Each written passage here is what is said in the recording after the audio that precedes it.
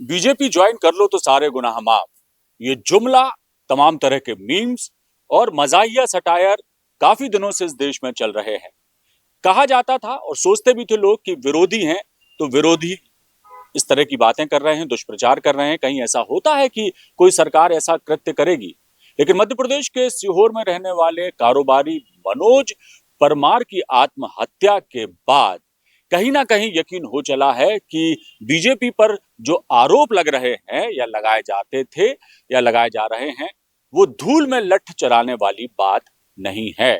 आप देख रहे हैं चौथा खंबा, मैं हूं अविनाश और आइए आपको बताते हैं मनोज परमार और उनकी पत्नी की आत्महत्या के क्या कारण रहे और क्या कुछ तोहमतें अब बीजेपी पर लग रही हैं और कांग्रेस और बीजेपी इस मुद्दे पर किस तरह से एक दूसरे पर हमला बोल रही है।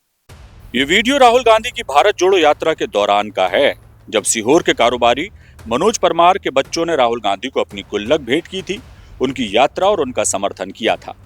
बकौल फैज सारे फसाने में जिस बात का जिक्र ना था, वही एक बात उन्हें इतनी नागवार गुजरी है, यानी बीजेपी को, कि ईडी की कार्रवाई से लेकर मनोज परमार के परिवार को मानसिक रूप से प्रताड़ित इतना कर दिया गया कि उसने पत्नी के संग मौत को गले लगा लिया।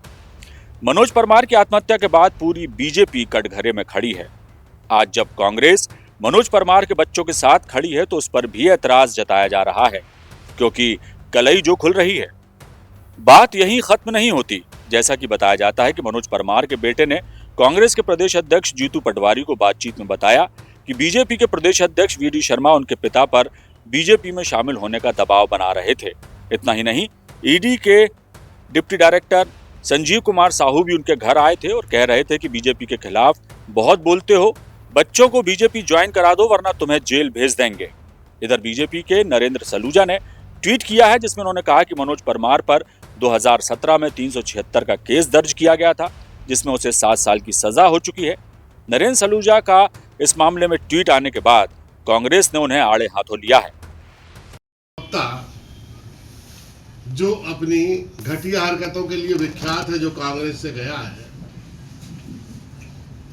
जिसको मैंने अपनी पार्टी के एक नेता के टुकड़ों पर पलते हुए देखा है, वो नेता जिन्होंने आत्महत्या कर ली उनके खिलाफ बोल रहा है। अपने देश की ये परंपरा रही है कि हम जो व्यक्ति की मृत्यु हो जाती है उसके खिलाफ मर्यादा के कारण हम लोग नहीं बोलते।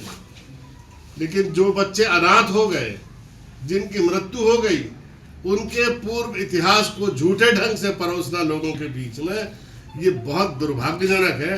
और ऐसे लोगों का तो सामाजिक बहिष्कार होना चाहिए, जिन्हें इतनी भी तहजीब और तमीज़ नहीं है, समझ नहीं है कि हमको इतने महत्वपूर्ण पद पर बैठकर किस तरह की बात लोगों से करना है सार्वजनिक जीवन में। ऐसे लोगों को महत्व नहीं देना चाहिए। मैं मांग करता हूँ कि उच्च स्तरीय जांच हो इस पूरी घटना की। ईडी डिपार्टमेंट के जितने भी अधिकारी वहां पर छापा मारने गए थे, सब पर क्रिमिनल केस रजिस्टर्ड हो, सबको नौकरी से बर्खास्त किया जाए और उन्हें अरेस्ट किया जाए, क्योंकि सुसाइड नोट में वो सब बातें लिखी हैं जो उनके लिए जेल के दरवाजे खोलने के लिए पर्याप्त है।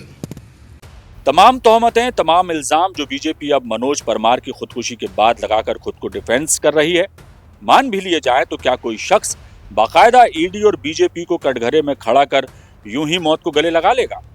कोई तो ऐसी बड़ी वजह होगी कि मनोज परमार अपने नाबालिग बच्चों को बेसहारा छोड़ सपत्नीक मौत का फंदा गले में उसने डाल लिया। बच्चों को किसी और के नहीं बल्कि कांग्रेस के हवाले छोड़कर क्यों मौत के मुंह में चला गया मनोज? और बीजेपी पर इतने संगीन आरोप, कुछ तो है जिसकी पर्दादारी है। इस घटना के बाद जहन में ताजा हो जाते हैं वो तमाम वाकये, जब किस तरह जत्थों में कांग्रेस के नेता बीजेपी में शामिल हुए। कई बार जहन में सवाल उठा कि आखिर देश के इतने बड़े राजनीतिक दल को क्यों विरोधियों को अपने पाले में करने की धुन सवार है? जीवन भर कांग्रेस के साए में पले वो नेता इतनी सहजता से कैसे भला बीजेपी की रीति नीति के कायल हो गए? बड़ा सवाल है। मनोज परमार और उसकी पत्नी की खुदकुशी बहुत कुछ जता गई, बता गई, बड़े सवाल खड़े कर गई।